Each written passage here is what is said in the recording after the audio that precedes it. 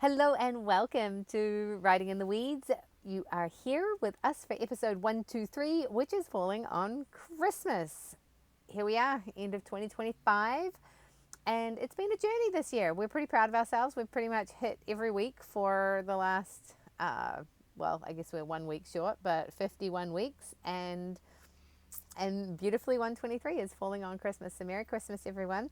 Today's episode is going to be a little bit around the magic of Christmas and how we can create that magic. We're going to keep going with our theme of deciding who you want to be, that we get to belong to ourselves first, which allows us the space in the room to really choose where we want to belong in the world and choose which rooms we want to be part of and which rooms we don't want to be part of. And then being able to change our state. This is what we've been talking about for the last 3 weeks. And we're just going to keep going with that. And we're going to talk about how these things combine in this opportunity to step into magic. And magic happens when you allow for it. And we shut magic down when we don't allow for magic. So I'm Natasha Lockie, and I am a business builder. I'm a business strategist, consultant. If you've got an online course that you're wanting to bring to the world, if you've just got a simple website that you need set up and you've been standing in your own way, my job is to help you get out of your own way and make those dreams happen. I can help you with strategy, consulting, and really just putting the tech in place for you. I'm also a life and mountain bike coach and really speak from business experience. And I'm here with my amazing co-host, Jenny, who I'll let introduce yourself, and then let's talk about creating magic. Yeah, I am Jenny Brandon. I'm an animal communicator and energy healer for animals and their people too. If you are struggling with your pet relationships or you feel like you've lost a little bit of magic in your pet relationship, that would be an excellent reason to have a session together so we can find a way to get the two of you back to harmony again. Back to harmony. That's really the key. Life and harmony. And I think that kind of helps with what we're talking about today, because when we're certain that things are not going to be harmonious, that things are going to be stressful, that things are going to suck, that this holiday time is a tough time, then that's basically what we're going to get. Yeah. And when we're certain that the opposite is true, we allow room for that to happen. Before we popped on, Jenny and I were talking about a couple of situations, and I'm really good at seeing the negative side of things and looking at a situation and being like, well, this happened, and so therefore it must have meant this thing. And I'm generally very quick to go down the wrong train of thought. And I've started to really notice this, and I've started to be like, hey, what if the opposite was true? And also to realize that we are the main character in our movies, which makes everybody else in the movie like side characters. And some of them are like co-main characters, your partner, best friends, your family. But at the end of the day, we are the main character. And so therefore, everything we see comes from our perspective. And we forget that the people we interact with are also starring in their own movie, and they actually have their own perceptions and perspectives and understandings of what happened. And just to bring that into family dynamics, at my wedding, it was fascinating because things happened and everybody left, and my friends kind of looked at me and they were like, wow, your family kind of treats you like shit. And I was like, oh, thanks for that perspective. Kind of thought so, but they tell me that they don't, and I'm the problem, right? And a little while later, my brother said something to me, and he was like, yeah, and at your wedding. And I looked at him, I was like, well, it's interesting because that's the perspective you had. But honestly, my friends were horrified with how my family treated me. And I remember his eyes just went wide, and he was like, what? And it was an interesting experience to have because I've lived in that environment and I've been programmed to believe it's me. And my husband's always on my side, but to have my friends actually feed back to me, and for me to step back and be like, huh, there's a world and there is a timeline and there is a possibility that actually it's not me. and that I've been buying into their story. And in fact, if I just felt like I belonged a little bit more and I allowed myself to belong to myself and I allowed myself to put healthy boundaries in place, then I would behave differently, which would probably give a completely different outcome. And since then, I have started to do things more from that place of confidence and that place of like, hey, you know what? I don't actually care what you guys think, but these are my boundaries and this is how things work. And everything's gotten better. Relationships have gotten better. Time spent together is better. And it comes from a place of not allowing the certainty from other people's perspective. And again, that belonging to myself first and those healthy boundaries, which enables me to come from a more healthy place. Yeah, I love that. And the thing that I think I want to reflect back to you first is that your stories about what happened and the awareness that you have now is a testament to the work that you've been doing over the last several months. And shout out and mini commercial for the Train Your Body to Wealth program that we are an affiliate with Laura Michelle Wolf. That's that work in action, right? That's the piece of this that I want to highlight is that you are now, it's been what?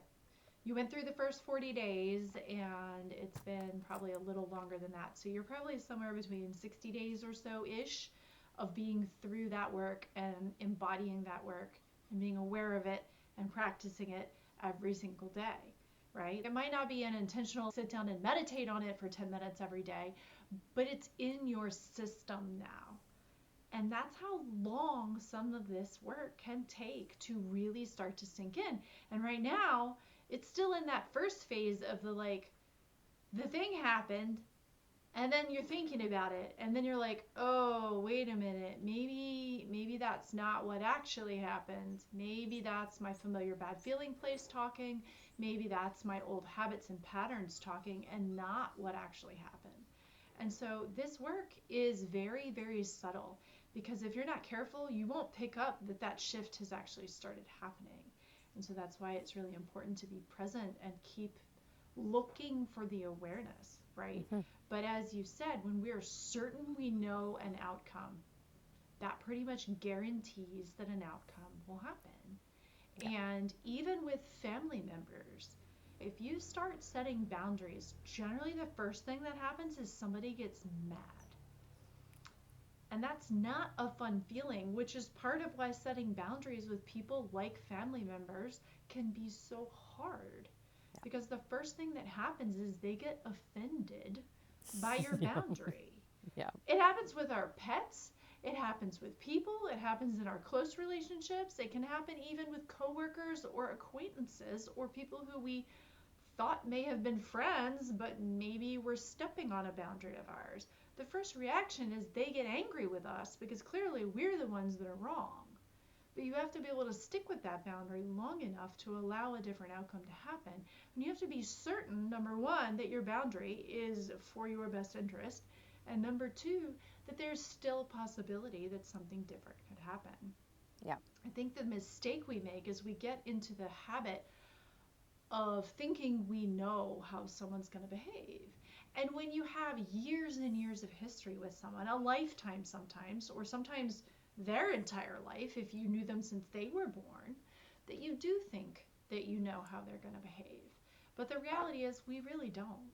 We really don't know how anyone is going to behave. And the more we can be certain that we don't know, the more room we have to allow for their growth and their development and their changes. And that really is about staying within ourselves. That's the belonging to yourself, right? And the being certain that you don't know. You're not in their skin. You're not in their brain. You don't really know what's truly going on inside. And that, I think, is the biggest key to being able to figure out how to maintain magic everywhere in your life. It's not just about Christmas. Mm-hmm. Christmas happens to trigger the bejesus out of us, but it's about figuring out how to carry the possibility through the rest of our life. Well, and I think also, as you were saying, right, the situations that do happen exactly as you think they did. However, it isn't any of our business. The other day, I was walking past my neighbor's house and he came out and I waved and he didn't wave back. I don't know. He might have seen me. He might not have. And then just as I'd walked past, he walked out and we didn't directly see each other. And in my head, I was like, oh, he didn't acknowledge me. He didn't wave. And I was like, well, maybe he didn't see you. He might have seen me. He might have been busy. I mean, he's in the middle of constructing his house. He might have been busy. He might not have had the time. When you live in a small town and you go into the grocery store and you do ignore people, legitimately, like, I don't see you. I don't want to see you. I don't have time to talk to you. I got to get in. I got to get out. And yeah, you're absolutely ignoring somebody. And the somebody you're ignoring might decide to take offense to that and be like, oh, that person doesn't like me. They totally ignored me. Yes, it's true. They ignored you. But you have no idea what is going on for other people. So again, when you're like, oh, okay, cool, and you just allow it to be nothing, you allow the possibility for the next time you interact with that person, chances are, if they actually purposely ignored you, the next time you see them in the grocery store, they're going to be like, I'm so sorry, I saw you the other day, but I was in such a hurry, I had to get home, this was happening. And they will probably explain to you what happened. But if you decide that, well, they clearly don't like me, and the next time you see them in the grocery store, you ignore them back because you were hurt, now you've switched timelines and now you've created the experience that wasn't in existence. We can either shut down the magic or we can open up the magic. And we have no idea what anybody else is going through in any given moment. And Yeah. when we respond to things from our familiar bad feeling place and from our perspective, and we then change our behavior to reflect our hurt feelings to a situation that we know nothing about, we shut down that magic. Now, I have a girlfriend whose older sister, like, she's 65 now, and her older sister recently, she reached out to her because their father had died, and her older sister said to her, I don't ever want to have anything to do with you ever again. The reason for this was because of the way their relationship was when they were in high school. And she felt that her younger sister was disrespectful and jilted her in high school. I'm like, So what is that, 45 years of resentment that she did not express because her parents were alive? Wow. Well, there's more to it than that, but now, like, they're the only two left. And to me, it's like, how you have, you have no idea. Like, me and my dad. Sounds like a terrible way to go through life. Seriously, right? Like, you've shut down the opportunity for any magic to ever happen. Yeah. Me and my dad didn't talk for years. And then one day we just started talking again. There was no reason that we weren't talking. We just weren't making time for each other. Now we do. And, now I talk to him almost every day, and it's the most beautiful thing in the world. And there wasn't any reason for us not to talk. There's a reason for us now to talk. We're creating a cool project together. And it's so interesting because had there been resentment there, this relationship that we have now could never have happened. Yeah. And well, again, and your dad or you could have very easily been like, well, why don't you talk to me? I'm your father. I raised you. Why aren't you talking to me? I want a relationship with you, and continue to force the issue, which only drives you away. And that's the thing that people seem to miss, is just allowing something to be what it is, not making it about you, and not making it about something that was against you. Totally. And I have a strong belief that if family members tolerated poor behavior from each other less, that there would be less poor behavior in this world, because so many people put family above anything else regardless of behavior. And I feel like that is it's not a good way to be, because if you're being an asshole, I don't care whether you're family or not. I don't want to be around you. And I'm not going to make the time for you if your energy is not healthy for me. Totally. And I've struggled with that over the years with my family. I've struggled that over the years with my partner's family, because there's definitely things that go on that are very challenging to deal with. And I've had to say no sometimes. I've had to preserve my own sanity here and there. And we're coming up on that time again. Christmas is a big deal to his parents, and there's a lot of pressure to show up at every single family event. And if that were the case as of right now, that would be probably 4 different party slash family events between Christmas Eve and Christmas Day. By the way, I have farm chores I have to care for. And by the way, I have a client who's about to go out of town, which means I need to be at her house twice a day for those days. I start and finish my day, for the most part, at her farm. Plus 4 parties. My nervous system can't handle that. Sorry, not sorry. To me, that totally blows the whole meaning of Christmas. Apparently, the meaning of Christmas to them is to run around like crazy and do all the things. And I'm like, nope, Well, not in my book. That's not how I want to have my holiday. I think this So is where we get to respect and find a way to be respectful to other people and to be honest with each other. I think so much of, again, the magic of Christmas is ruined by a lack of honesty of people and then just kind of forgetfulness. I read this article about this lady, and she was talking about how since her husband had died, she used to always host Christmas and she loved it. But now her daughter's family have got their own life going on, and when she reaches out to them, they're basically like, yeah, come round for dessert.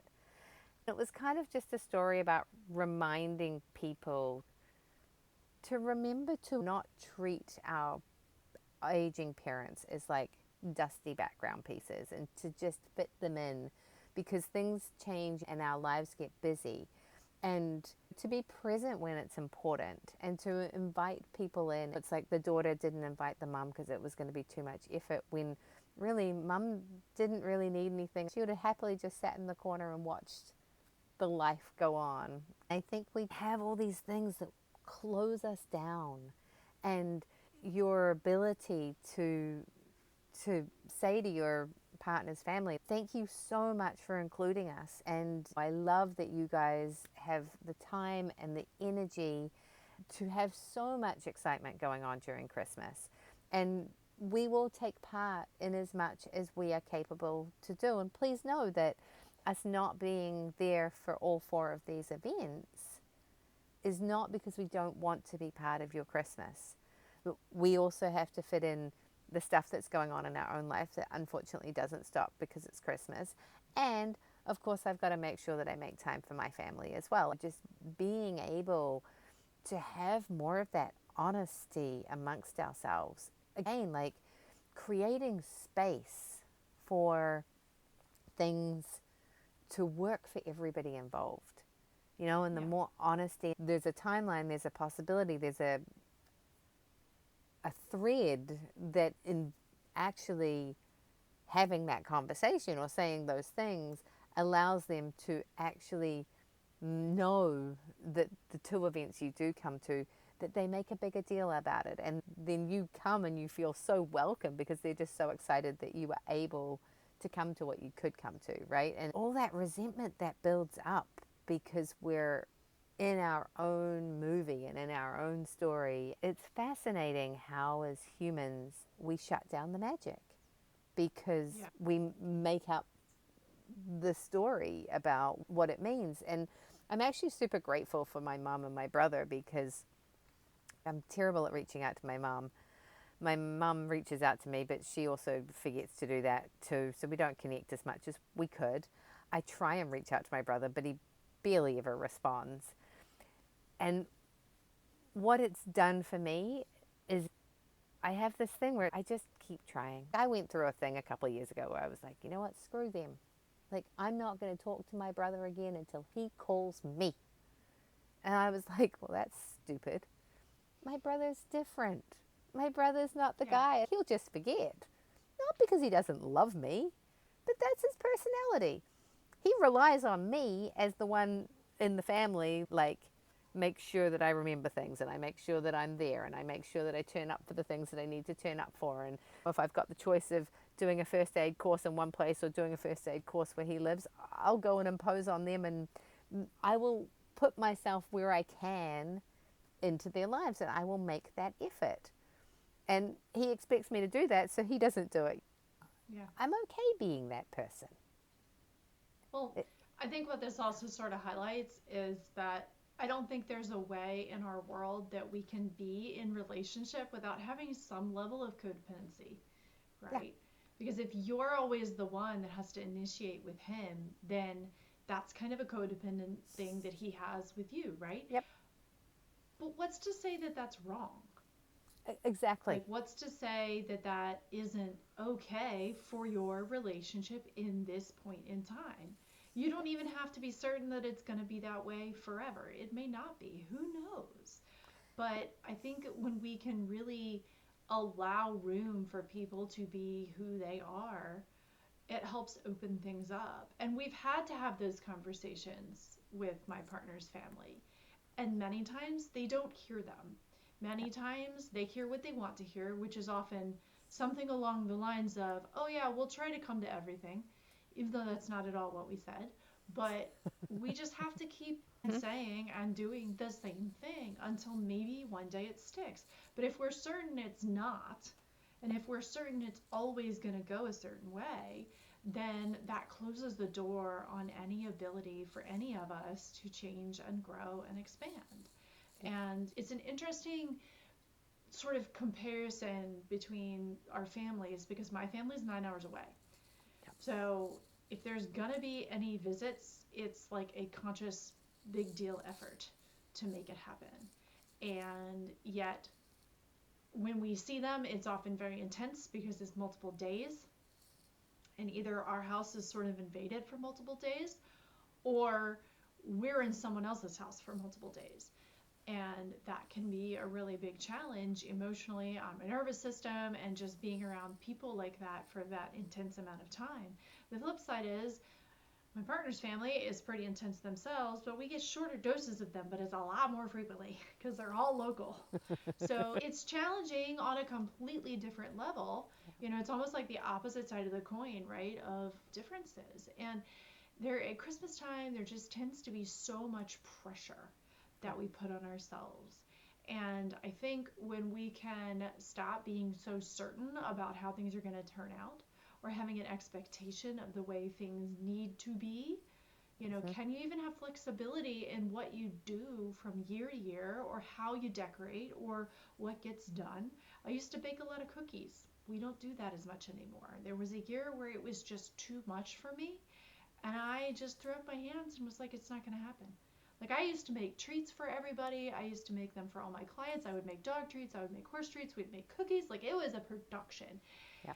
And I got to a point where I was like, I just can't cope with that anymore. That's just too much. And so now we make cookies for a select few people that we know really appreciate them and really love them. I have a friend who's gluten-free, and we use the King Arthur gluten-free flour, and he loves the cookies. We make him cookies, and he's just so delighted because we went out of our way to make him something that he doesn't get to eat a lot.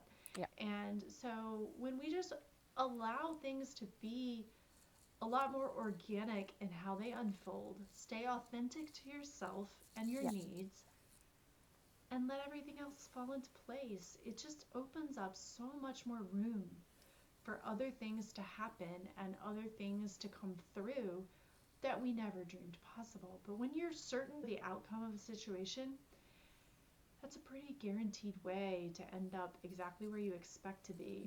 And it's generally So not true. fun. Well, And and it you'll often hurts.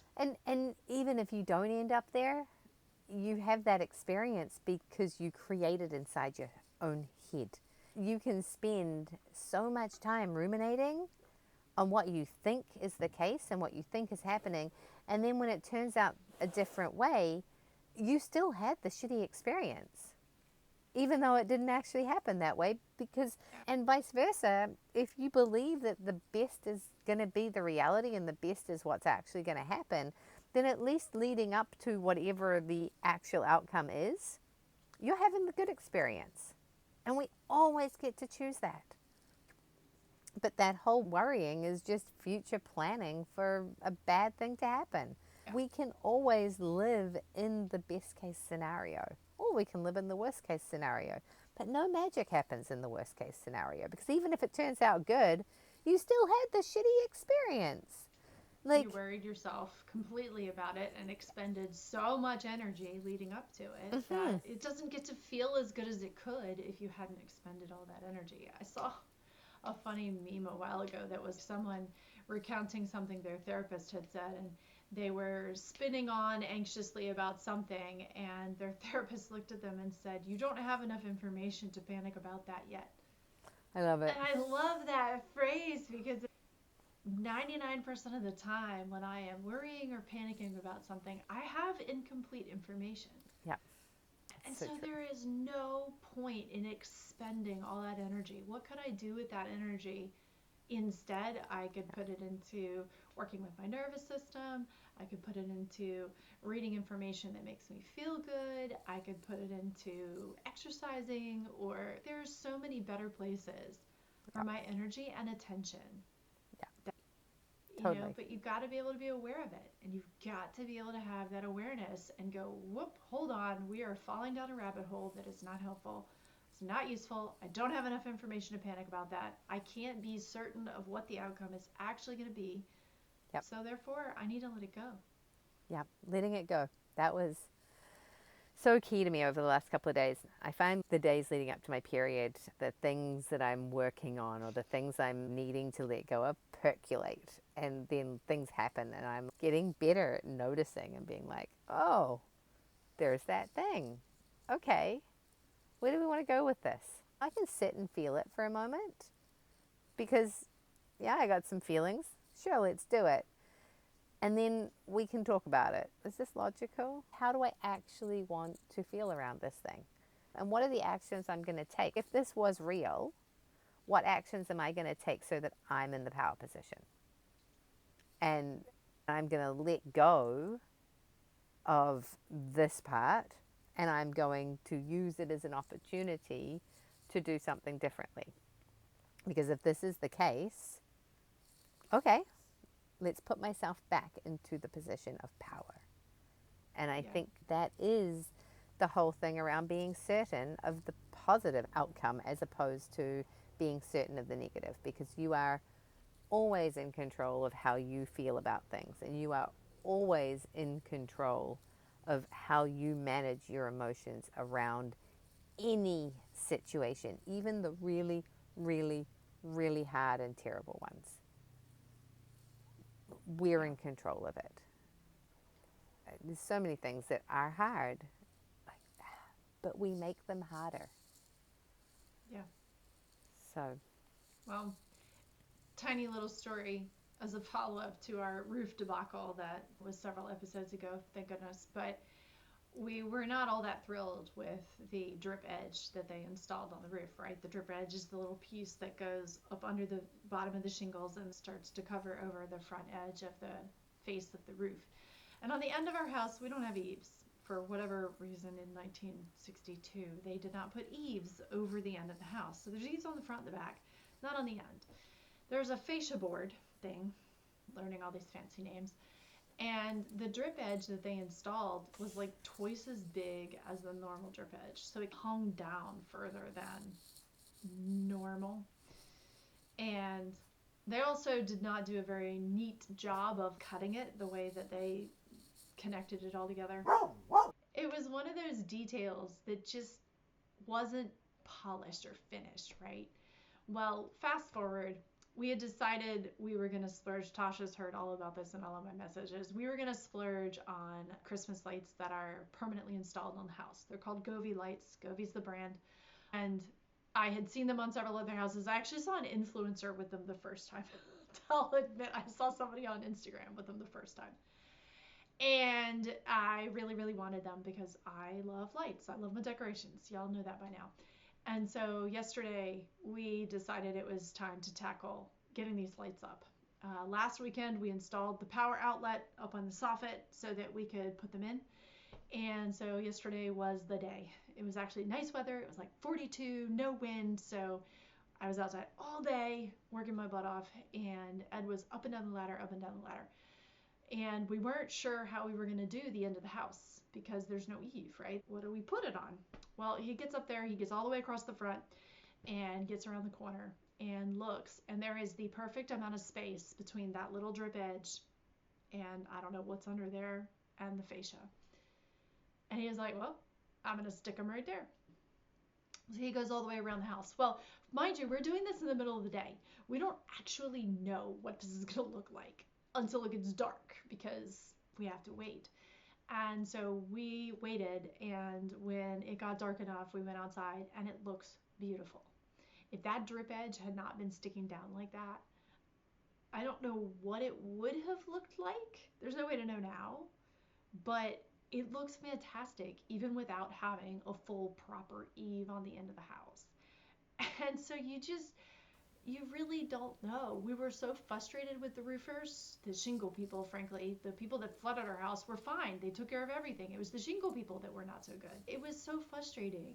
And we were just disappointed with the quality of the workmanship and the responsibility that they took for fixing the poor quality workmanship. And now one of those details we were annoyed about happens to help make everything look better in the end. So you just can't be certain how things are going to work out. And the more you leave it open for the magic, the more chance there is that something will be better than you ever could have possibly dreamed. But unless you leave room for that, it's not going to come through. Yeah. I think that kind of sums it up. Unless you leave room for magic, you won't get magic.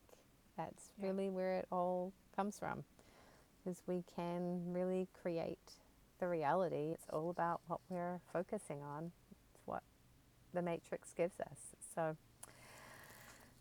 magic. Happy Christmas. Merry Christmas. Happy holidays. Whatever it is. Happy Hanukkah. That's coming. Happy Yule. I hope you guys are really enjoying this time and getting an opportunity to take one of those breaks that we only get at this time of the year and just allowing yourself to enjoy friends, enjoy family, just letting it all be, holding it lightly. Because when we can hold life lightly, it's a whole lot more fun.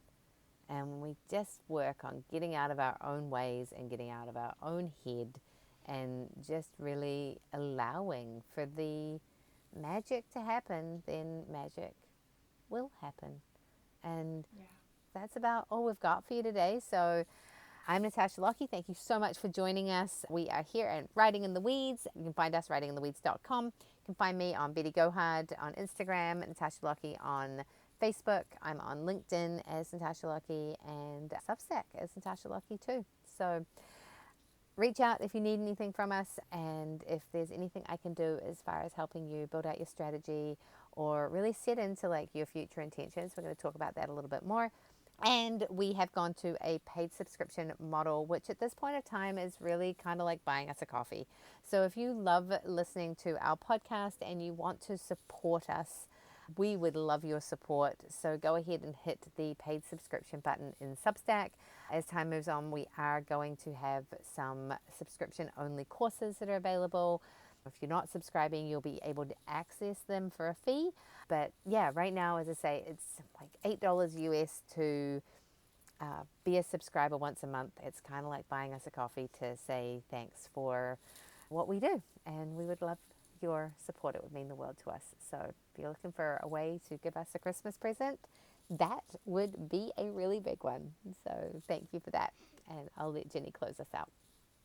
Yes, an $8 cup of coffee for us would be a big Christmas present. It doesn't seem like much, but it makes a difference for us. So I am Jenny Brandon. I'm an animal communicator and energy healer for animals and their people too. If you have any struggles with your pet relationships or just want to know more about life from their perspective, that's a great reason to get connected and we can find out what they have to say. You can find me on the web at soulpetconnections.com and on Substack, Instagram, Facebook, and YouTube under the same handle. So Thanks again for hanging on through this wild ride through the weeds today that's brought to you by Train Your Body to Wealth. There's a link in the description down below and a 10% off code if you would like to enroll. And with that, we will see you next time. Thanks, everyone. Have a great week and Merry Christmas.